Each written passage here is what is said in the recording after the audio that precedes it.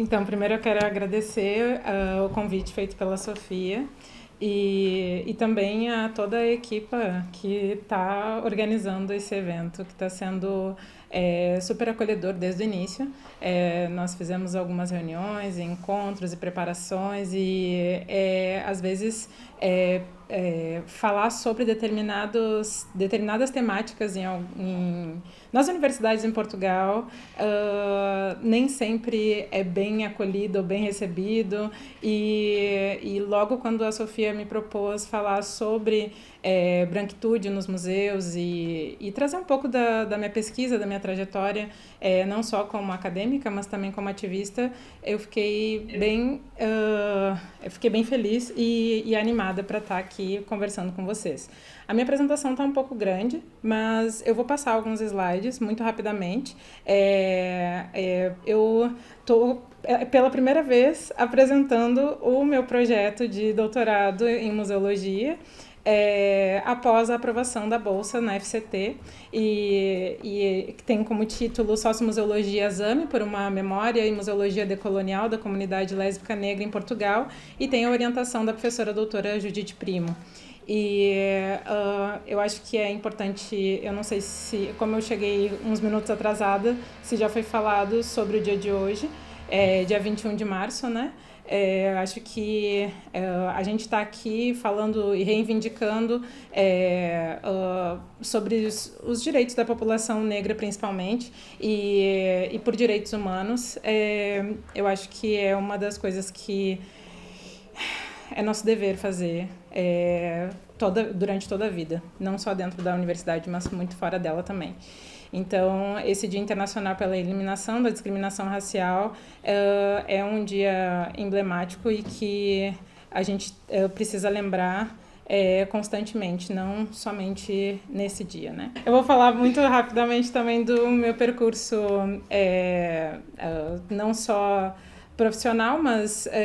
quer dizer, aqui é mais acadêmico e profissional, né? Eu sou formada em conservação e restauro,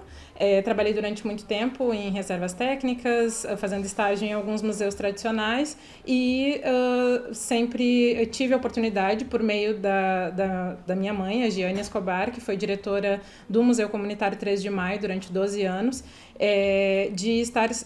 convivendo e aprendendo em museus comunitários, iniciativas comunitárias e com a temática afro-brasileira. E antes de entrar no bacharelado em conservação e restauro, eu já trabalhava nos museus comunitários e tive a oportunidade de trabalhar em laboratórios com restauros e conservação preventiva de atas de antigos materiais, né, que eram em papel de clubes sociais negros, do MNU, do Movimento Negro Unificado, e também por isso, quando eu chego no mestrado em Memória Social e Patrimônio Cultural, eu decido trabalhar com um acervo particular, que era do poeta Oliveira Silveira, que é conhecido como poeta da consciência negra, que foi um dos maiores idealizadores do Dia Nacional da Consciência Negra, como o 20 de novembro, em contraponto ao 13 de maio. Eu posso contextualizar depois, mas o fato é que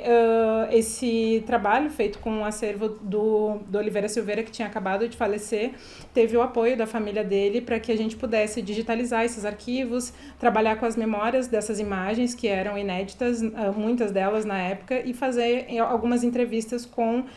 ativistas e militantes dessa época, de 1970 a 88. E, bom, esse foi o meu trabalho de mestrado, né? Memória da militância negra durante a ditadura militar no Brasil e a luta antirracista através do acervo fotográfico do Oliveira Silveira. E sempre estive trabalhando também na equipe técnica do Museu 13 de Maio e também compus no ano de 2011, durante alguns meses, no meu estágio profissional, a equipe do MAFRA, do Museu Afro-Brasileiro da UFBA, orientada pelo professor Marcelo Cunha. E aqui são algumas fotos de várias atividades ocorridas em todos esses espaços. E uma das coisas que eu coloquei no artigo por uma museologia lésbica negra, que está no Cadernos de Sociomuseologia, ele foi foi publicado em 2021, eu falo um pouco das minhas estratégias acadêmicas e ativistas e por que eu trago a sociomuseologia e a museologia ligada à palavra lésbica negra. E eu acho que o fato de eu ter estado em muitas lutas antirracistas desde a infância e em muitos grupos protagonizados por mulheres negras e fez com que eu chegasse no contexto acadêmico com um olhar bastante crítico ao colonialismo e querendo entender mais sobre as interseccionalidades que eu ainda não utilizava essas nomenclaturas, né, de decolonialidade, interseccionalidade, gênero, raça, classe, território, tudo isso fez com que eu tivesse um olhar mais aguçado para todas essas temáticas, por já ter vivenciado e ouvido tantos mestres e mestras griots nesses espaços comunitários. Então aqui eu trago um pouco do que é essa investigação e por que nomear uma sociomuseologia exame. Então, nessa pesquisa, a gente assume como principal objetivo a tentativa de descrever de que modo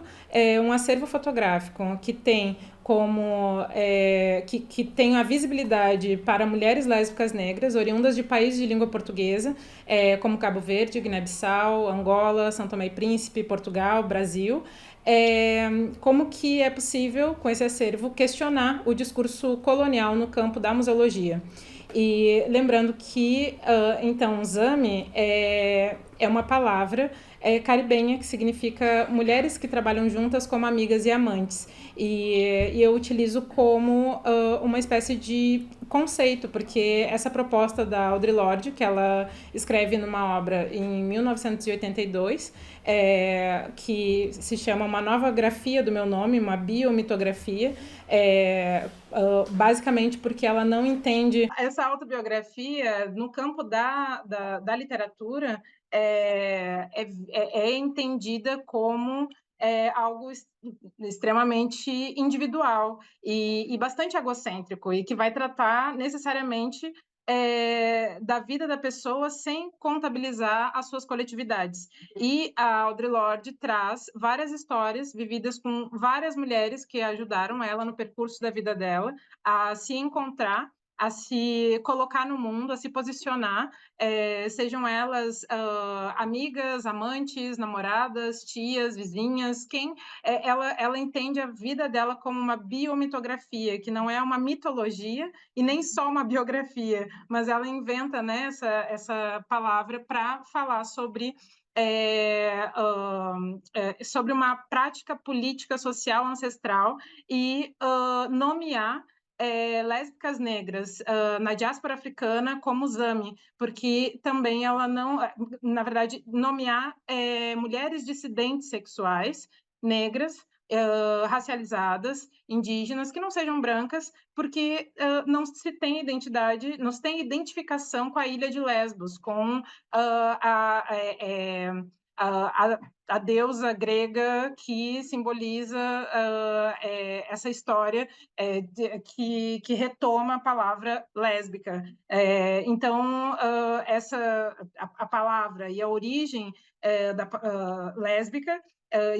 historicamente, não tem nada a ver com as experiências de mulheres negras dissidentes sexuais. Então, ela utiliza esse conceito Zami, e eu tento trazer isso para o campo da museologia, para trabalhar com esse acervo que tem como foco uma lesbianidade negra aqui em Portugal, para esmiuçar um pouco sobre a lesbofobia e o racismo em variados contextos, inclusive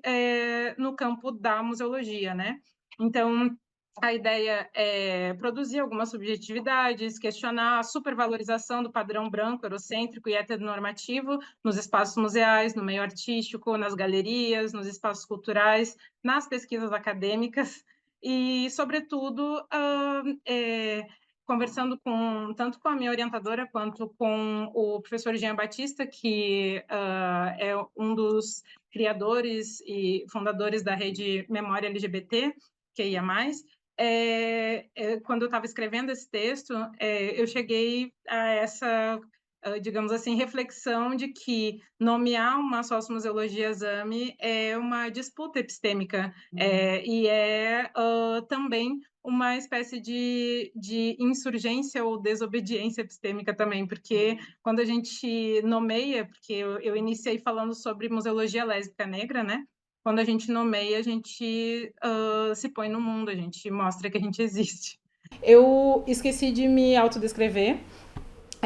Eu sou uma mulher negra, cis, lésbica de 33 anos, com estatura média, tenho os cabelos raspados dos lados. Hoje eu tô com um turbante azul estampado e com umas tranças no alto da cabeça. Uso alargadores nas duas orelhas e estão com algumas argolas e enfeites. Uso uma pulseira na mão esquerda, uma camisa de botão verde, uma calça jeans escura e uma bota preta. E também uso óculos de grau com os aros pretos. Bom, continuando. Aqui é um pouco do estado da arte, o que eu ainda estou iniciando, né, essa revisão de literatura. As comunidades lésbicas, como nos lembra Jules Fauquet, são constantemente apagadas. É um grupo social constantemente aniquilado de variadas formas, não só no cotidiano, nos espaços sociais, mas também em todos os seus aspectos existenciais mais comuns, e também na academia. E Zeto Matebini, ela fala que as lésbicas negras são invisíveis, são estigmatizadas em muitas sociedades e não são documentadas. O que dificulta ainda mais o interesse de pesquisadores. Então, inúmeras vezes, mulheres negras dissidentes sexuais precisam necessariamente encontrar estratégias cotidianas que permitam que os seus desejos e vontades de se ver representadas de alguma forma estejam nos diversos espaços, incluindo os espaços museais. E essa é a principal ideia dessa tese. Essas fotografias todas que estão no canto direito, no canto direito? Uhum. Então, são todas minhas, foram tiradas durante marchas do orgulho em Lisboa, nos anos de 2016, 17, 18 e 19, e algumas são de reuniões, de confraternização, e às vezes eram só fotos que as minhas amigas, que também são participantes dessa pesquisa e que viraram irmãs, aqui a gente formou basicamente uma família que muitas delas, muitas dessas minhas amigas que permitiram também que eu divulgasse essas fotos, nem sempre tem vínculo com a família, por variados motivos, e um deles tem a ver com o preconceito, com a lesbofobia, né? Então, eu só queria contextualizar, assim, mais ou menos as fotos, mas muitas delas, sim, hoje em dia têm uma relação mais próxima com as famílias, já casaram, tiveram seus filhos, muitas são mães solo e têm rede de apoio entre elas. Então, nessa obra Zame, a poeta negra, lésbica, mãe, guerreira, lorde, ela evidencia espaços que proporcionam alternativas para delinear essa autoinscrição no mundo dessas mulheres. E aqui eu esqueci de citar a Conceição Evaristo, lembrando que esse ato de escrever não só de Audre Lorde, da Patrícia Hill Collins, como trouxe, que vai falar sobre as Outsiders, Within, e são as forasteiras de dentro, né? A Grada Quilomba também traz essa questão. Várias mulheres negras, a Glória Anzaldúa, que vai trazer Como Domar uma Língua Selvagem, é um texto que eu gosto bastante, que entendem o ato de escrever empreendido por mulheres racializadas, mulheres negras, mulheres indígenas, como uma reivindicação, como um processo de insubordinação, de insurgência, de resistência, de reexistência, né? De continuar existindo. E aqui eu utilizo, então, essa obra da Audre Lorde para trazer todas essas insurgências. Bom, a minha intenção, então, nessa investigação é quebrar parte de silenciamentos seculares, recuperar alguns fragmentos da minha própria trajetória, que está em constante transformação epistemológica e política, a partir das coletividades negras e comunitárias, e se trata de um esforço para produzir um desmonte das múltiplas opressões contidas nas fortes heranças demarcadas na nossa museologia, no nosso campo, que é extremamente masculino, androcêntrico, eurocêntrico, hipersexualizante e desmantelar com tudo isso pela escrita e pela vivência é algo para a vida toda, assim. E aqui é uma foto que eu gosto muito. Foi a primeira exposição grande assim que ocupou o Museu Gropiusbau na Alemanha praticamente inteiro, que foi uma exposição individual da artista visual Zanele Muholi, que ela documenta há muito tempo já as comunidades negras LGBTQIA+, na África do Sul, e quando eu só acompanhava o trabalho dela online, né, quando eu cheguei nessa exposição em Berlim, eu chorei muito, assim, porque ela é uma das principais inspirações para essa tese acontecer. Bom, aqui eu gosto de trazer sempre esse slide. Em várias apresentações minhas, eu trago o rosto, a cara, os nomes das principais referências teóricas que eu utilizo e que também a gente traz no nosso grupo de estudos Sociomuseologia de Interseccionalidade, Gênero, Raça e Classe. E aqui também o referencial que eu tenho utilizado a partir da Escola de Pensamento da Sociomuseologia, professora Judite Primo, Marcele Pereira, Luzia Gomes, Joana Flores, Jean Batista, Mário Chagas, Mário Moutinho, Tony Boito e Marcelo Cunha. Aqui é mais trazendo, quando a gente fala de lugar de fala, a gente está trazendo epistemologias feministas negras que vão falar sobre o que foi nomeado antes como ponto de vista e que foi traduzido no Brasil como lugar de fala, e muito tempo depois, né? Às vezes as pessoas elas têm a tendência, principalmente pessoas brancas, de se retirar do recinto, né? Se retirar do discurso do debate, porque acham que não tem lugar de fala, mas todas as pessoas têm lugar de fala, né? Todas as pessoas, a partir do seu corpo, da sua vivência, devem, inclusive, utilizar o seu privilégio da branquitude para poder adentrar determinados espaços e fazer com que algumas discussões sejam feitas em lugares que evitam e que negam o racismo. Esse texto da Grada Quilomba, na realidade, é uma alfinetada, assim, mas não tem a ver necessariamente com isso, mas é um complemento, né, daquilo que normalmente mulheres negras acadêmicas escutam, que as nossas pesquisas são muito pessoais, que nós somos muito emocionais e que não somos parciais e que é preciso ser neutra, é preciso ser universal, e isso só o homem branco consegue, né, principalmente o homem branco europeu. Então, aqui ela pergunta como os conceitos de conhecimento, de escolaridade, ciência, são intrinsecamente relacionados ao poder e autoridade racial. E então, quem habita a academia e quem é que está às margens, né? Eu acho que, assim, são só perguntas para a gente lembrar que é preciso retomar algumas coisas e lembrar que eu estar nesse espaço eu faço parte de uma estatística muito, muito, muito pequena e que não deveria ser assim. E que me manter aqui também faz com que eu tenha que passar por muitas questões e etapas relacionadas à saúde mental e para estar num espaço tão hegemonicamente branco, maçante, e que muitas vezes não quer necessariamente me escutar, mas me exotifica, porque sei que a minha pesquisa ela pode ser muito boa pontualmente, mas não para dar continuidade. Então, tem essas questões assim que eu acho que é interessante retomar a psicanálise da Grada Quilomba e o processo artístico dela, que vai trazer bastante sobre isso. Então, a pergunta central da tese é como é possível decolonizar arquivos digitais e integrar outras formas de curadoria, produção e reflexão entre o campo da sociomuseologia, do patrimônio cultural e das epistemologias interseccionais, juntamente com a difusão de uma museologia decolonial feita, exercida por mulheres lésbicas negras, a partir dessas condições de apagamento sistemático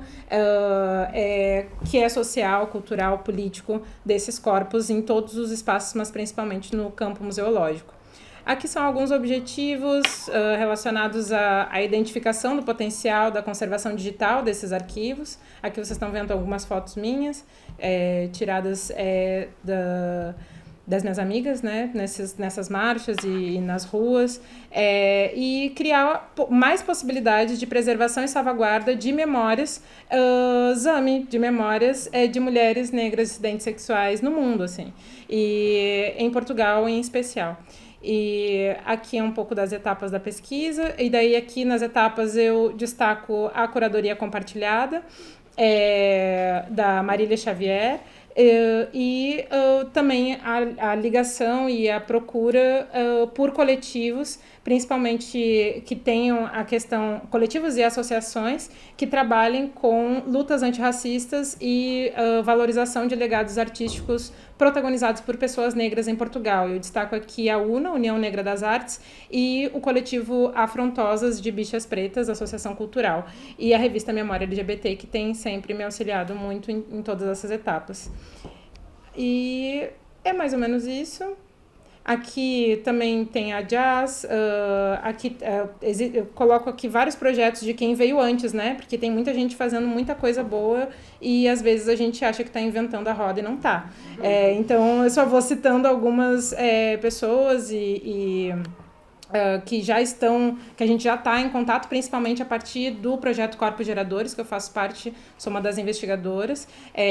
do projeto Corpos Geradores, da agressão à insurgência, que tem como investigadora principal a professora Judite Primo, e que vai tratar sobre racismo no cotidiano e vai